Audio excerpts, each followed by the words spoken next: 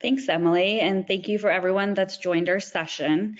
On behalf of the Education Committee, I'd like to welcome you all to this session. Our goal for this talk was to have an interactive session to allow you the opportunity to ask questions to our panelists and our pulmonary fellows that are on the talk, answer any questions that you may have as you're pursuing careers towards advanced bronchoscopy or considering a fellowship in interventional pulmonary. The first half of this talk is set up to highlight some discussion points from our pulmonary critical care fellows and kind of the approach that they've taken as far as considering what career options and how to navigate that. And then the second half of the talk, we'll have all our panelists join. And so if you have questions or concerns, feel free to ask any of us those questions. And our panelists are wide range of advanced bronchoscopy to pursuing IP fellowship to mid-career IP physicians. So we've got a wide range of people here to help answer those questions. So with that, I'll hand it over to our fellows to introduce themselves and take it away.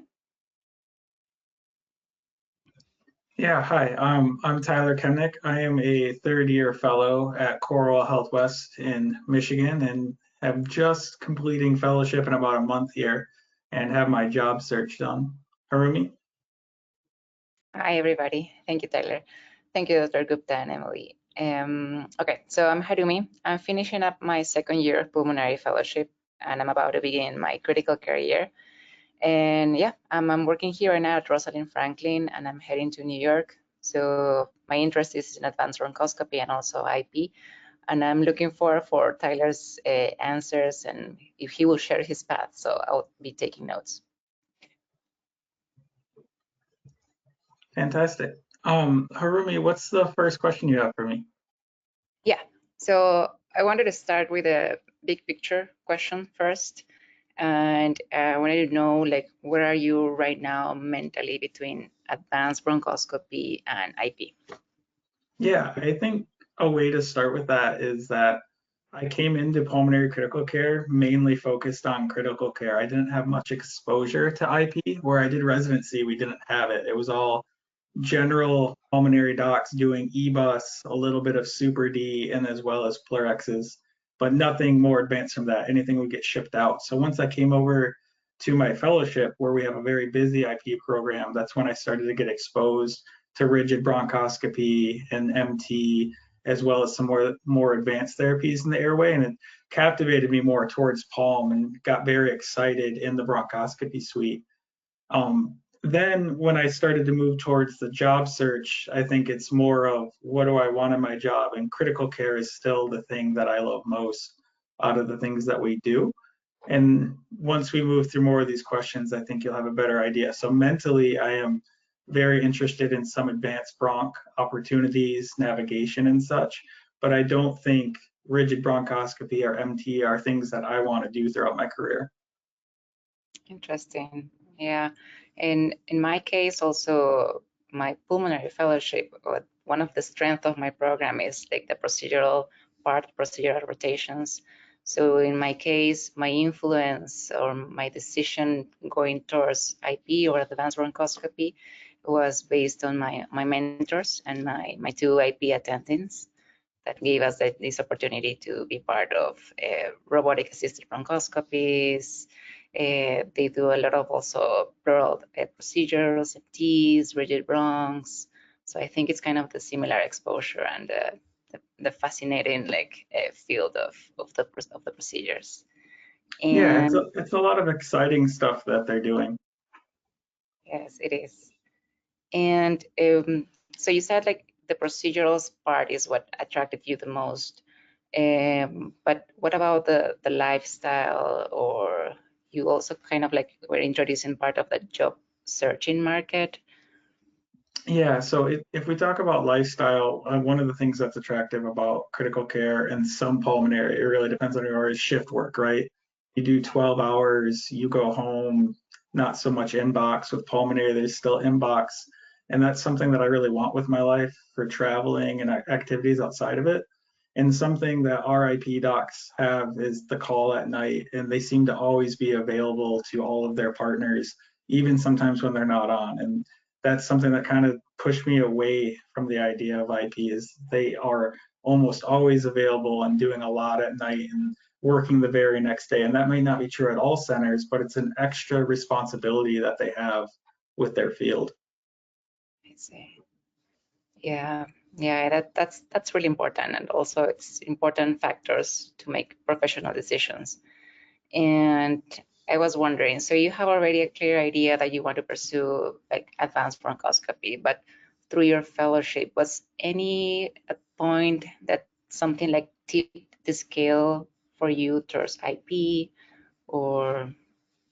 Yeah, I would say it's that part of that lifestyle aspect is like, yes, those procedures are exciting, but I remember I was on a 24-hour shift as a fellow, and I had a bronchoscopy with one of the IP attendings at like 4 in the afternoon. And then at 3 in the morning, I'm paging them to come in for a massive hemoptysis. So then, the attending is working quite hard through their shift, whereas I'm working with my third critical care doc that day as they're doing through shift work. And then it's the same IP doc coming in. So a little more strenuous. Oh, wow. So you think that make you decide towards advanced bronchoscopy than IP? Yeah, something in terms of lifestyle definitely played a role in it. I would say if you're someone that does rigid bronchoscopy and you're like, this is what I want to do, then you would have to do IP. Or if you like MT pleuroscopy and you're fascinated by that, absolutely IP is what you're going to have to go for. But if there's the things that attract you are the navigational, robotic, especially during my interviews, multiple places General Palm was doing robot. A few were doing tunnel pleural catheters on their own, or IR and Palm was doing it. So I think it's really something you have to sort out, is those two procedures, if they are absolutely what you want, advanced bronchoscopy isn't the path for you. Got it. And so I'm in my second year. How can you, or what should a fellow like look forward during the training? Because you finish your 3 years and then you're already like putting yourself in the market as an advanced bronchoscopist. Like what should be an advice? What should be like the things that we need to look for training during your training years? Yeah, so I'd say seek out extra cases if you can. So something that me and a few of my peers do is when the fellow that's on bronchoscopy has clinic, we'll go and try to do the robots during that time to get more reps in. One of my peers is staying at our institution, and she is going to be given robotic privileges as an attending. So that's something that she really wanted after the number of repetitions that she got. Now, including doing those procedures, I would say that one of the biggest exposures I had was I attended the SAB's meeting at CHEST when it was in Hawaii, and just getting that exposure and hearing people's different stories of how I was setting up programs was very helpful, and giving the mindset that some of these things are available to you on the job search, or you might have to be the one that starts them, which Husam's on this call, and he started quite a bit at his first job. Another part I would say is networking, getting to meet people, whether that's attendings that are doing procedures or even just reps in the field to get exposure to industry. And then more so how you advertise yourself in the job search. Some things that I did is on my CV, I have a clear area that says skills and skills that I'm comfortable with, as well as a cover letter, which I made a cover letter for each job I applied to. And there's a section of it that discusses the procedures that I like to do and why and my exposure to them. And something I noticed was on my phone calls or Teams meetings while interviewing is they would bring it up. They'd be like, you have a lot of procedural exposure. Tell us about that. What do you want to see in the field? And being very honest with the people that you're interviewing with, because some places might not have it or might not be able to support it. And that's something that you'd have to consider before even going on a site visit at that institution. Got it. So how does it work? How do you filter those institutions? They need to have like a bronch suite. They need to have like a certain platform for navigational bronch. So the platform's a really good question because I'm trained on Monarch, is not as common as ION. I would say the majority of places that I either did a phone call with, a Teams meeting, or eventually a site visit had ION. And there were a few that were willing to let me do cases with other attendings if I would have assigned there to then have enough to then do the ION platform, whereas other ones weren't as interested in that. There were also some that had not gotten the ION yet, so it would have been myself and other attendings that would have been learning how to use the machine in itself. Yeah, because I'm always curious for, like, as IP fellowship, you have your board certification and you can start like doing all these advanced procedures. But as a fellow, as a recent grad, do you need a certain numbers to start using the robotic platforms, or? So what I noticed with credentialing for my job is that 10 a year of robot were needed to stay credentialed on it. I'm not sure about how many you need in the fellowship itself, whereas robotic, you technically don't need an IP fellowship to do it. An example of a procedure, we have a new IP attending that started last July at our hospital, and she was not trained how to do PEGs during her fellowship. So she was learning how to do them with the other IP attendings to get credentialing for it. So I think there is some on-the-job learning with it as well. Okay, okay, interesting. Okay, I have a question. What do you think about like advanced bronchoscopy in the future? Because I think it's a field that it's growing. I don't know. What do you think it's heading towards in the next few years?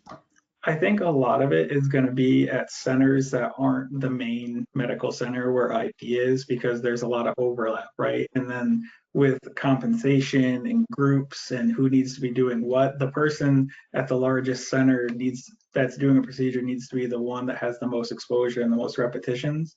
But more ancillary sites, it'll likely be advanced bronchoscopists that are doing navigation and pleurex. For example, for us, is we have a couple smaller hospitals that are doing cryobiopsy, that are still doing foreign body removals and things like that. But anything very difficult will eventually get transferred to us for interventional to intervene on. I think another place for advanced bronchoscopy is supporting IP programs, whether that's with AI and EON programs of imaging readings and lung nodule programs. Our lung nodule program is quite large, and there's a lot of general pulmonologists that are part of it. So you have thoracic surgery, oncology, IP, general pulm, all doing imaging review at their tumor board. And if the patient only needs an E-bus for staging, one of the general pulmonologists will likely take the E-bus. Whereas the robotic, there's only a couple gen pulm people that are still doing that here. Interesting. Okay. What are, like, for example, you're mentioning like multiple procedures. What's specific for advanced bronchoscopy and IP besides the pleural procedures or rigid bronchs? I would say that's very institution dependent. However, I think one that is gearing more towards IP is going to be endobronchial valves or lung volume reduction. There are still some areas where general pulm is doing that. However, the valve programs with really good data tend to be IP, where they're using Chantix devices and they're having Zephyr reps available, and then you're getting a larger capture net of patients inside, as well as the more invasive procedures, whether you're using laser technology, if you're doing ablations, if you're doing central airway obstructions and you're coring that is all going to be IP. Okay, okay.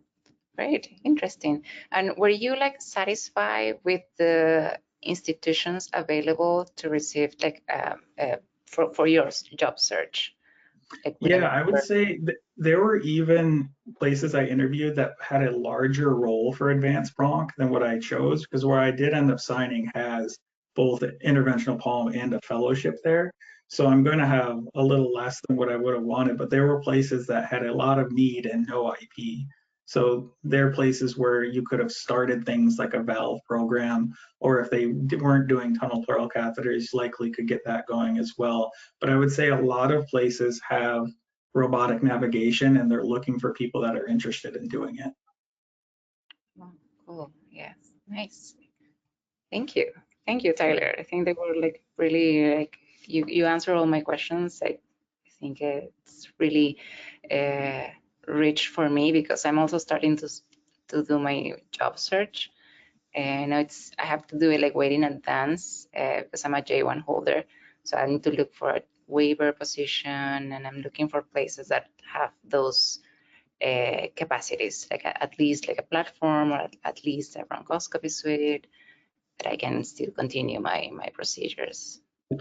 Yeah, and one of the webinars that we did a year ago is the IP Fellowship Director at Henry Ford. And I feel like he had a lot of great insights for applicants looking towards IP and questions that they had about the application or what people are looking for.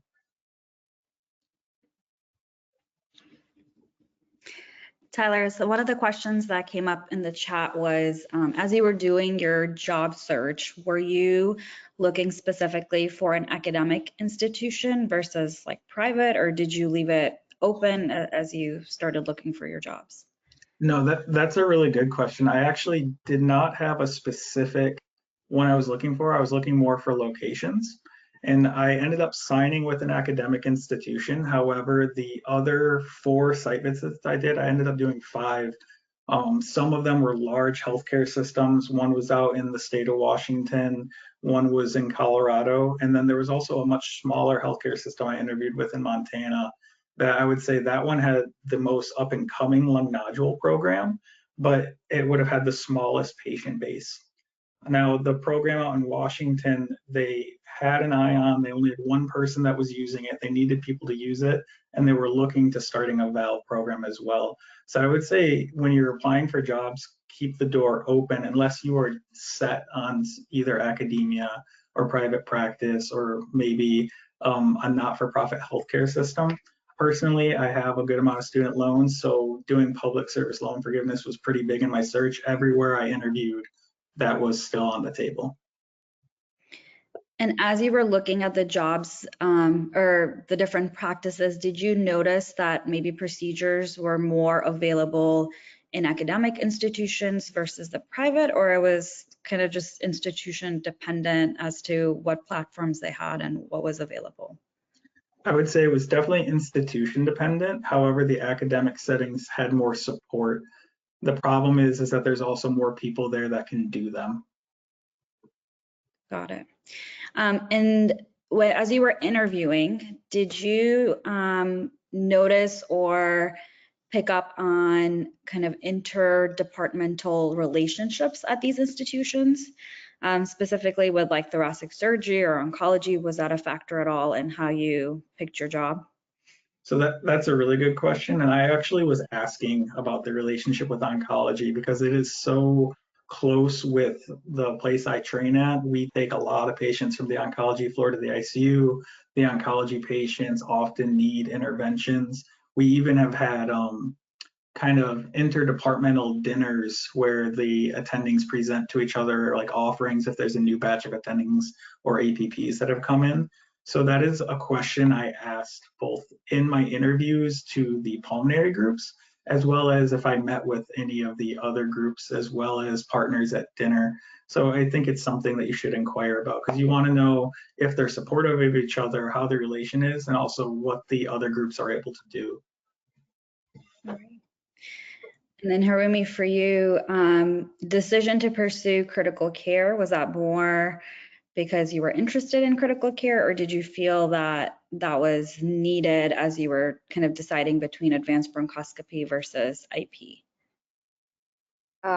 So I'm interested in critical care. So it started like that, but of course having it like as a requirement for IP, like make it like my decision like even like more strong. So that's why I applied. Yes.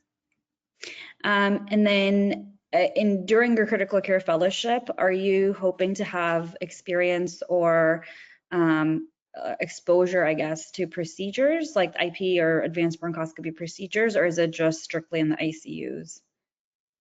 So because I'm doing only 1 year track, I don't expect like a full rotation in IP, but I've from conversation with other like co-fellows and people that graduated from the program, there's a lot of procedures done at bedside by the IP team. So I expect like to be exposed to those procedures as part of the critical care team. Okay, awesome. Yes. I would like to now invite the rest of our panelists to join, and I'll open the floor for just an open discussion at this point. Again, for our attendees, if you have questions for our fellows or our panelists, please feel free to ask. And maybe for the panelists, we could do a quick introduction as to who you guys are and where you are in professional careers. So that way people know who to direct questions to. I guess I'll start. I'm Sevak Keshishyan, interventional pulmonologist, recently graduated last year from University of Minnesota IP Fellowship, and started to work in New Jersey, Inglewood Health, where I'm trying to start a interventional pulmonary service here from scratch. So, and happy to be here. I am Danish Ahmad. I'm in Philadelphia, Pennsylvania. I am a mid-career interventional pulmonologist. I work at Fox Chase Cancer Center, so at a cancer center, working with the oncology group and the surgery group, taking care of the patients. Husam Nayef, currently advanced bronchoscopist in Chicago, Advocate Aurora, and starting IP fellowship at USC in July. And hi, I'm Hasnain Bawaadam. I'm an interventional pulmonologist, been out for 5 years now, director of the IP program at Advocate Aurora Health Center in Kenosha, Wisconsin. And Harumi is my fellow, graduating in a month and going to Memorial Sloan Kettering for a critical care fellowship out there. So congratulations, Harumi. Thank you. Thank you to our panelists for being here. Sevak and Husam, I guess I'll direct this first question to you since you're the most recent graduates. From an IP fellowship standpoint, can you both talk about the application process and why you chose IP fellowship, and maybe Husam, even for you, why the switch from advanced bronchoscopy to IP? Yeah. So I'll start. So I think the career of IP for me was personal. Kind of, I wanted to do more procedures. As our fellows, they mentioned rigid bronchoscopy, pleural procedures. And that was the main thing, because it's very hard to get exposure to advanced, complicated cases and do advanced diagnostic and therapeutic procedures like rigid bronchoscopy, airway stenting, and tubal debulking, dilation. With all these procedures, just being advanced bronchoscopist, I think it's still possible, but it depends where you work and your colleagues. But that was the main thing for me, that I want to do fellowship and learn those skills and procedures. And apply for fellowship in 2023 and got started in July of 2023. So the application process is pretty simple. The only advice I would just give for future applicants, that they apply early, they don't wait, and then try to, I would advise to apply to all the programs. There are not that many, and try your chances. Another very important point for application process, try to get as much as information you can about the program that you are applying, because IP being a new like a specialty, subspecialty, and the fellowships, there's a wide variety of fellowships. They're called IP fellowship, but some programs, they are strong with the one procedure, some programs they're strong with the other procedures, and there's other ones they are well balanced, and there are ones that they are not well balanced. So it's very important to know where are you going, and you don't get disappointed that you go to the fellowship and then you see, oh, you keep doing the same thing and you don't get exposed to the variety of procedures. So, Husam, what do you think about your just applied last year? If you can just discuss that part. Yeah, I do agree with everything that Sevak said. I think now the ACGME accreditation and possibly enrollment of the ABIM boards is going to make the fellowship a bit more challenging and competitive, as it already is competitive. So I think definitely have the exposure. If your center is a big academic center and you have an interventional department, that's great. Work with these people, learn the skills, be more worldly, I think, and increase your bandwidth of what you know. Because I think during the interview process, it really made a difference when I am interviewing and I'm already doing those procedures and I know what the capture is and I know what the life of advanced bronchoscopy is.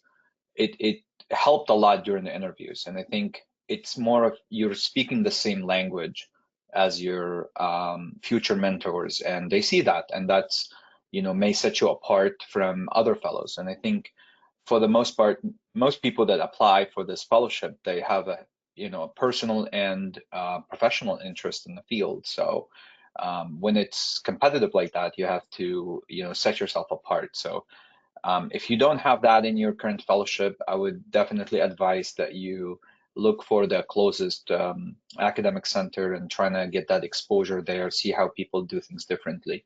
And then maybe 1 or 2 rotations, or 3 if you can, whatever you can get your hand on. And again, I agree with what Taylor said, attending those conferences is very important because you really start to open your mind to what is IP in general as a fellowship. So these are advices, and again, like any other application and any other fellowship, trying to put out your best, and I agree with Sevak.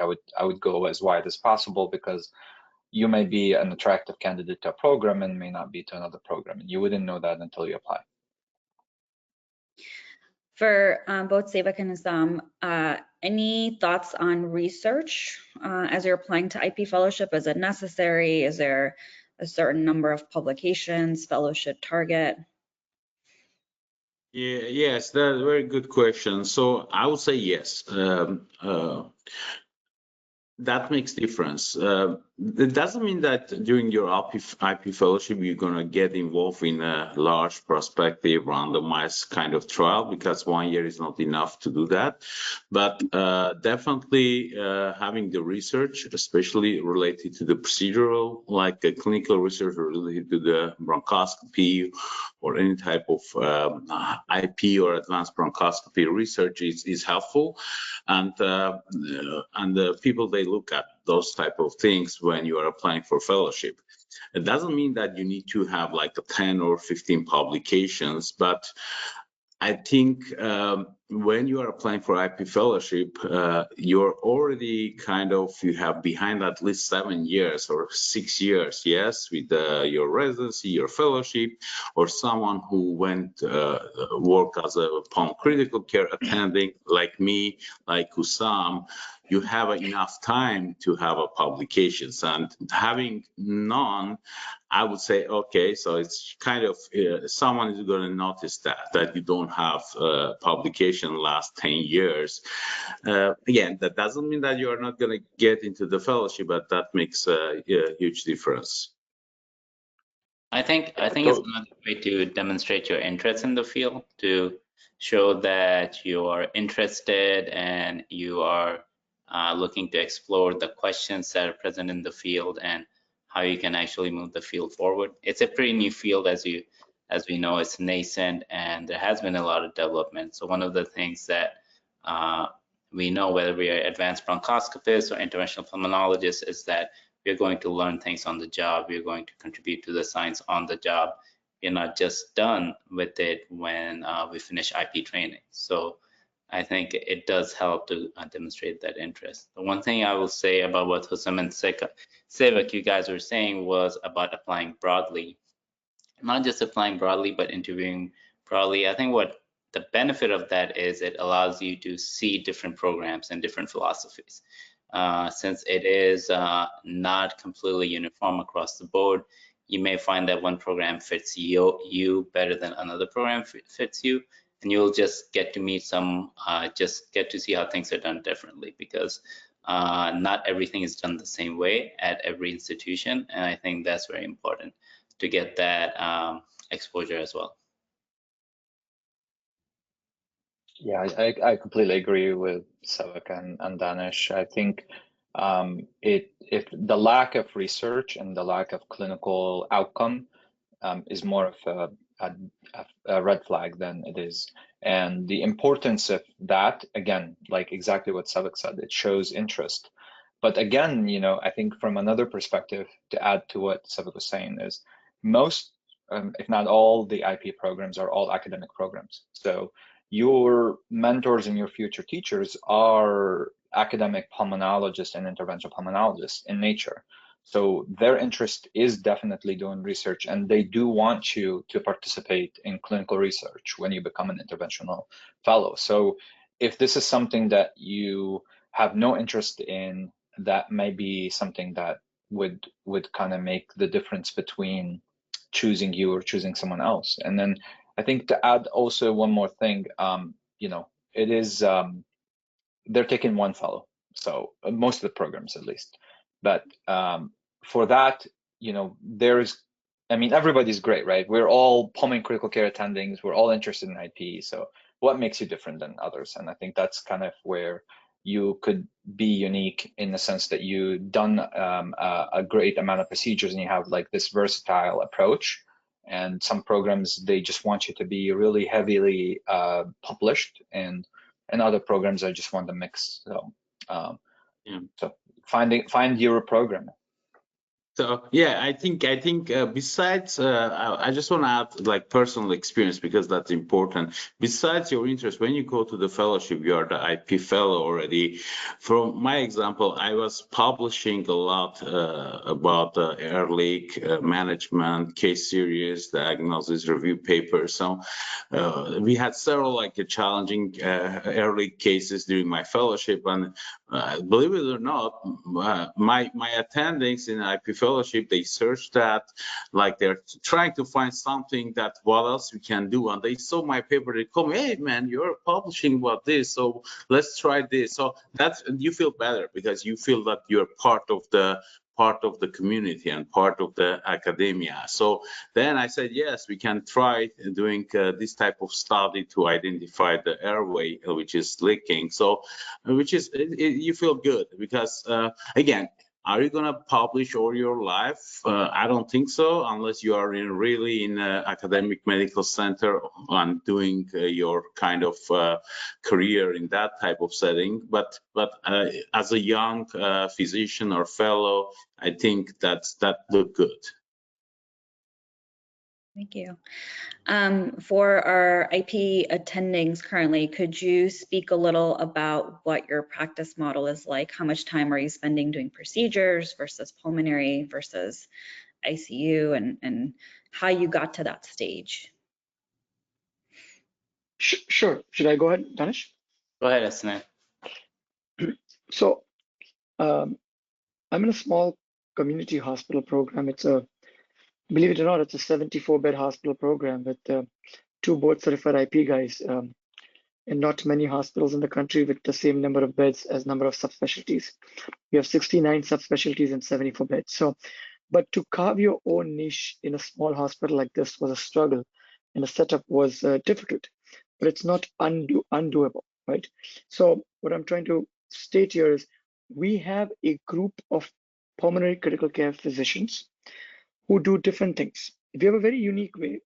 And I talk about this all the time, that this is what needs to be done, where you have someone having their own niche. So we have someone who's interested and does general pulmonary, someone who does general pulmonary and sleep medicine, someone who does general pulmonary and pulmonary hypertension, WHO class 3s, WHO class 4s, and coordinates with the cardiology, pulmonary hypertension expert, someone who does only inpatient ICU and inpatient service. And then the two of us IP guys are doing all of the advanced bronchoscopy and IP procedures. So at the end of the day, we're making sure that people who are doing the same stuff are doing repeatedly the same stuff. So the practice is a combined hybrid pulm, crit, sleep medicine, but each one has their niche, each one has their forte, and folks that are doing bronchoscopy are doing bronchoscopies, are doing bronchoscopies, are doing bronchoscopies every day. And that's what you're doing Monday to Friday. And that's where we have the fellows who rotate, Harumi and her colleagues who rotate with us at Aurora Medical Center, Kenosha. And now you're going to be surprised, right? So how do you build a program of this nature, a small 74-bed hospital? So you get referrals from surrounding areas, you expand your referrals to independent providers, and then we started a fellowship with the North Chicago VA Hospital. And what we did was we said we're going to fund the fellowship program at the Chicago VA.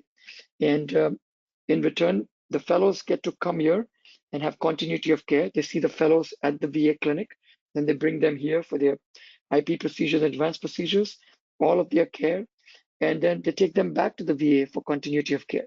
And the veterans are happy that they get accommodated within a week or two. And it's the same faces, the same fellows who are doing the procedure with us on their familiarity, and they're happy about the care going back. So that again brings us the volume. So to answer Vritti's question, how is the model done? This is a very unique setup that we have, where it's a very fine overlap, but a very well compartmentalized regimen where each pulmonary critical care sleep guy stays in their own track and does what they want to do and what niche they have. And at the end of the day, patient outcomes are best or better because each one's doing what they're trained to do. I hope that answers the question. Yeah. I have worked across a few different practice settings. Previously, I worked in a practice setting where I was pretty much 100% interventional pulmonary. So I was seeing patients in an interventional pulm clinic, and I was doing procedures as Hasnain mentioned Monday through Friday. I did have a partner, so we were week on, week off. We had clinics every week as well. So we had a good mix of clinical exposure. We also had a dedicated pleural clinic at that time. So previously, when I worked in a 100% IP pump practice, it was very well run. We had a good support system. We had a fellowship there. So that was one setting where I worked at. More recently, right now, I'm working in a setting where I'm doing IP a couple of days a week. So I do IP 2 days a week, but I also get a chance to do some pulm and do some ICU. They're different. There's definitely a difference in both practice patterns. The question is what you want as a practitioner. I find that I enjoyed working in both settings, to be honest. Initially, when I first came out of training, and being 100% IP was very useful because I was really able to fortify and solidify my skills, understand what my practice pattern will be, work and just get more comfortable with the procedures that I trained for. Now that I'm mid-career, I also am enjoying the fact that, hey, I am in pump clinic at times, and also that I get the opportunity to be in the ICU. So it's really what you're looking for your career. Because you do IP does not necessarily mean that you need to be 100% IP all the time. So I really think it is a person specific what you want for your career. And I think you will be successful and thrive in both scenarios. And there may be many other scenarios as well, but those are the two scenarios that I've been at.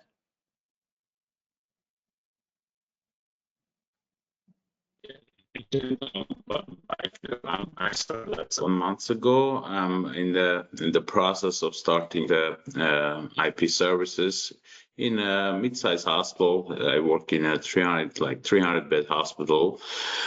And I would say, going back to the fellows, discussion about what type of work you imagine for yourself as advanced bronchoscopist or IP physician, my main point, my main goal was to get a pure interventional pulmonary job after graduation. As Danish mentioned, I'm in that stage now, doing pure interventional pulmonary work without ICU and general pulmonary. And also, but besides that, I am doing some non-clinical work and overseeing the lung cancer screening program and starting some other services, which is challenging. So again, I don't know how I'm going to feel after a couple of years, 3-4 years. Maybe I'll start missing ICU and general pulmonary. General pulmonary, I started to miss a little bit, but ICU not yet, because I worked as a pulmonary critical care attending like 5 years before going to IP fellowship. I still think that ICU sometimes is challenging, doing like 7 days of ICU and then you wait till it finished. But I think it's all there's in the market. There's a wide variety of job opportunities. Of course, location is a problem. Yes, you can't have everything in your preferred location. You need to compromise a little bit.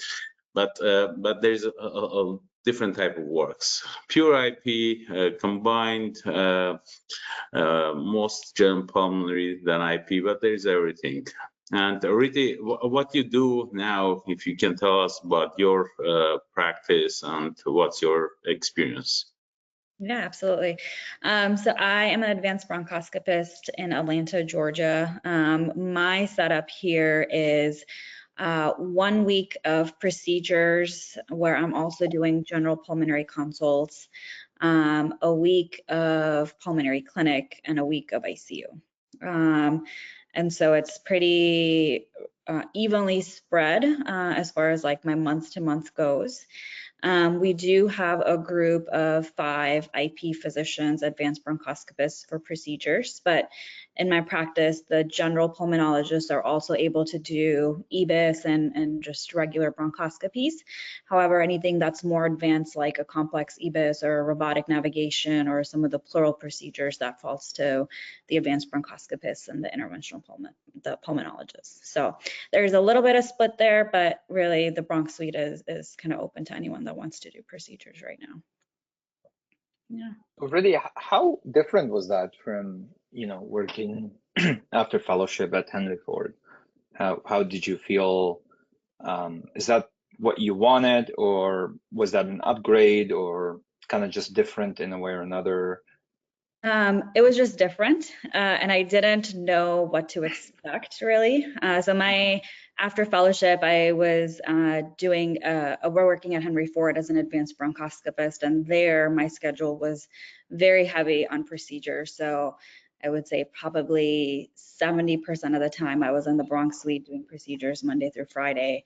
I had a couple of days of clinic every month, and then I had maybe like 6 to 8 weeks of ICU over the year. So obviously more procedural heavy there. But I think it was a good experience for me to be at a place like that after fellowship, because it allowed me to train myself and get comfortable doing all of those procedures and really get those reps in. And then when I came here, it was less procedure heavy, but I certainly enjoy my 1 week off every month. And it gives me more time and flexibility to spend with my family. So it's different. It definitely took a while to get used to it, but I think I've now adapted to the new schedule too. So, and I still get to do the procedures that I love. That's awesome. I think what Tyler said is key when he said earlier in this webinar that you really want to expose yourself to the procedure. So whether you pursue advanced bronchoscopy or interventional pulmonary, you really want to make sure that you're really exposing yourself to the procedure so that when you're out, and whether you're working as an advanced bronchoscopist or an interventional pulmonologist, you're feeling more comfortable with the procedures. So for the people who are on this webinar, I think that's one of the most important takeaway. And the more you expose yourself, the more you'll realize whether you want to pursue the interventional pulmonary part, you want to stick to an advanced bronchoscopy path. So exposure is key, and experience will actually be the most important thing. Yeah. Yeah, there's one thing I want to mention about the real life, between the difference between the working in a real life hospital as an interventional pulmonary attending or advanced bronchoscopist and doing the fellowship. Because unless you work in the same place that you did your fellowship, your practice is going to be different. So that's 100% true. I don't know, guys, what you experience, but because you are not going to have the same amount of procedures, the complexity, because the IP fellowships, they are in tertiary, academic, big hospital systems, most of them, and the volume and complexity, it's different. When you go and work as an interventional pulmonary physician or advanced bronchoscopist, I believe it's the same thing.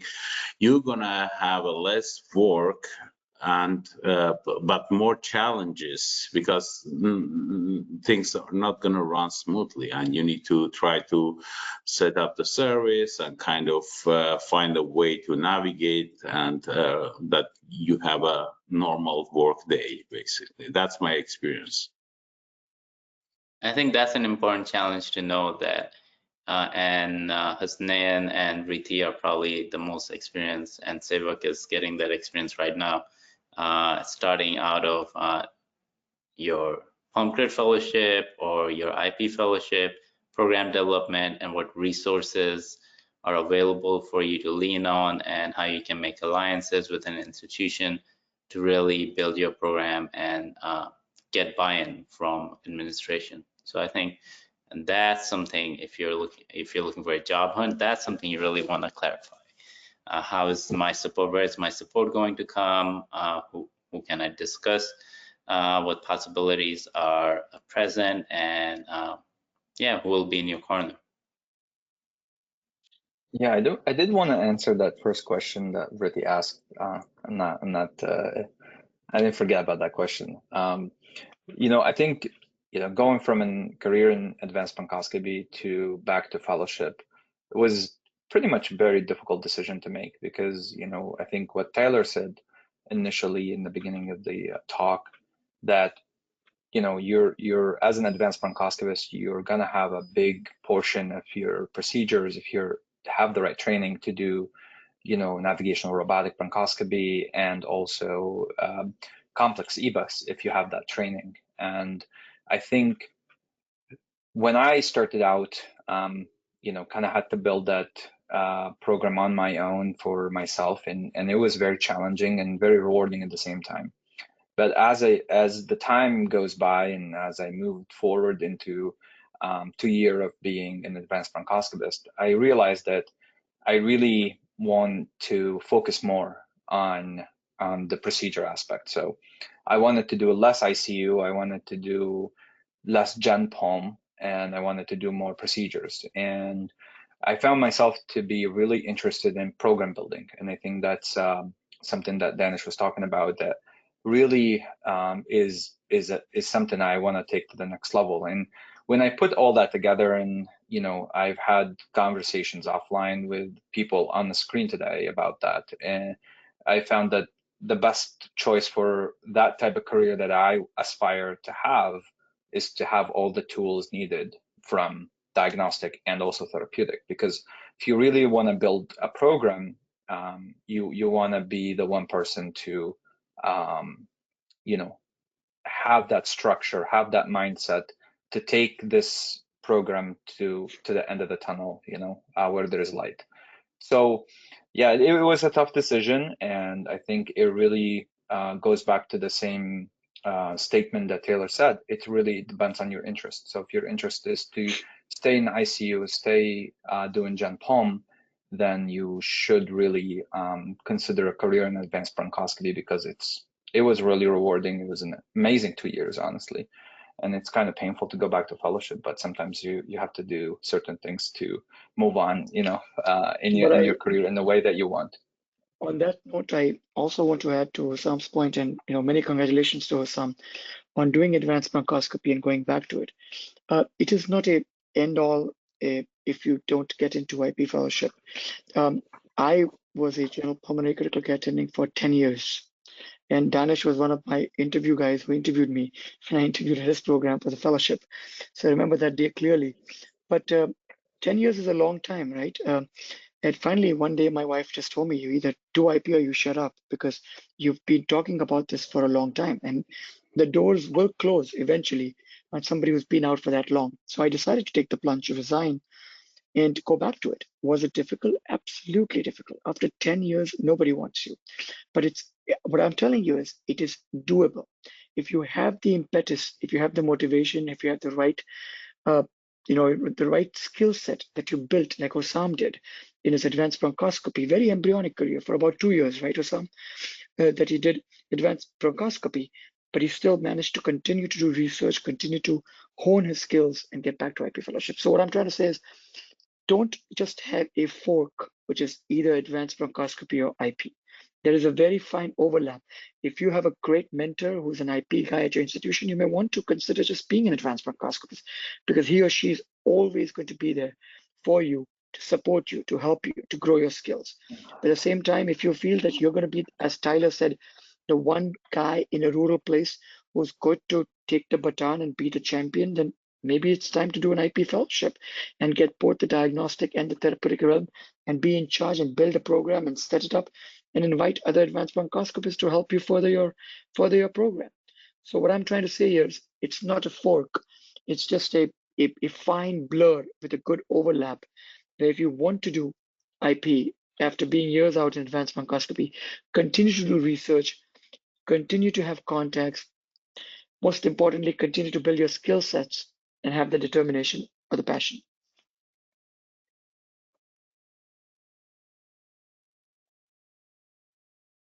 We can't hear you.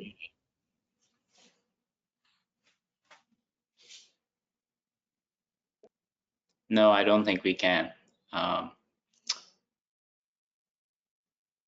I'll take that point while Vritti is working on her connection. I do agree with that, and especially with the advent of robotic bronchoscopy, having a group with IP trained physicians and advanced bronchoscopists, it works really well. Like, it allows people to offload cases if there are issues with scheduling conflicts, getting patients in faster. So having a group with a mixture of advanced bronchoscopists and IP physicians actually works very well.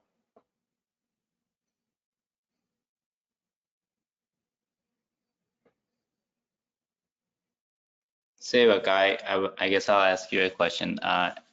You mentioned that you've been working on trying to get this program off the ground. Who have you found that have people? What kind of people have you found who have been allies in this endeavor? Has it been most in the pulmonary group? Has it been the oncology group? How have you kind of navigated that? For me, it was a thoracic surgeon. Thoracic surgeon. No. No. I think that's a really good question. Yes, you need to be in the right place in the right time with the right people. Yes. So I think even with all that, you're still gonna have a cultural shock that I am still dealing with. Cultural shock means that you go from well-run, like a machine of IP fellowship, to the place that sometimes the people, they don't know the difference between BAL and the bronchial wash. So that's that, but that much of difference. Yes. So you try to explain from scratch what you want, but I think having your colleagues with you on board, like thoracic surgery, oncology, and pulmonology group, it's very important. With interventional radiology, is kind of you need to negotiate. Yes, you need to feel what they want, and you need to be very very careful. Yes, because we share space, we share procedures, and yeah, I know that advanced bronchoscopists and interventional pulmonologists, we love doing procedures. We are greedy. We want, especially when you are out of fellowship, you want to do everything. But you need to respect interventional radiology because they are there before us and they know what they are doing. So, but we are having a very good a working relationship. I would like to mention if you ask me who is the most important person for me, you need to have a lead RT, a respiratory therapist, the person who knows what to order, when to order, stock your catheters and stents, and what type of scopes. You need that person, and I'm grateful that I have that person who knows what's going on. I think that's the single most important person when you start a new IP service and program and you want to build something. You need to have someone that you can speak in the same language. Of course, this is very unique for someone who is starting the IP fellowship in an IP program in a place that there is no IP services. Yes, but yeah, that's a great question. I think if you get the surgeons with you on board, then I think it's going to be okay. I completely agree with you. To be honest, I think the most important part of my program is our lead RT as well. It could be me or one of my other colleagues. Like if we are not there, it doesn't matter. But if the lead RT is not there, then we're going to have issues. So yeah, you need to make sure that someone is keeping the trains running on time and making sure you're supplied and everything else is moving as it should be. Awesome. Any other last thoughts, guys, for people that are considering a career between advanced bronchoscopy and IP? Anything you wish you would have known before you decided to go down this path?